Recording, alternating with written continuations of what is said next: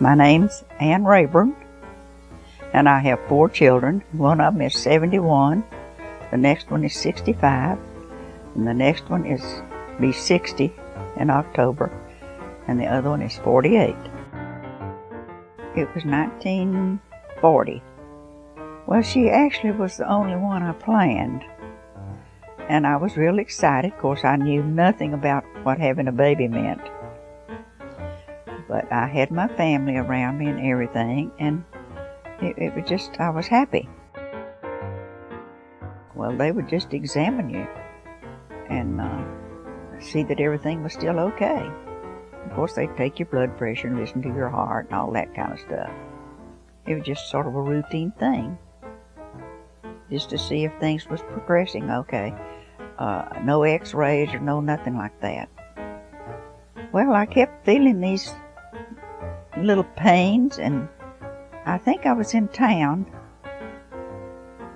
with some of my family. They used to come to town on Saturdays, and I was with them, and I didn't know what it was, but I just figured that was what it was. But anyway, that was it. I just went home, and in the middle of the night I had to go to the hospital.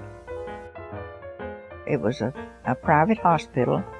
This old doctor and his 2 sons doctored there. And when I went to the hospital that morning, there was sleet and ice on the sidewalks. It was terrible. It was on Saturday morning. This one doctor, he'd get on a bench every now and then, and they had this room fixed up for him, and that's where he would go to sober up, I guess. And he was gone at that time, and it was the only room available, and that was the room that I was in, and it was right next to my doctor's office.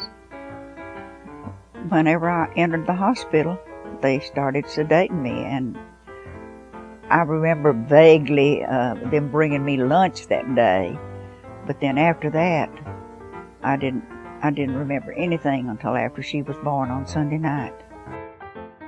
I stayed in the hospital 4 or 5 days, and I was not allowed to put my feet on the floor for 14 days. You stayed in the bed for 14 days back then. My husband would carry me to the table to eat and everything. I think she weighed close to 8 pounds, and she was so cute. She was so little, and when I'd bathe her, I'd put her in the middle of the bed. I was afraid I'd drop her or something. You just fall right in.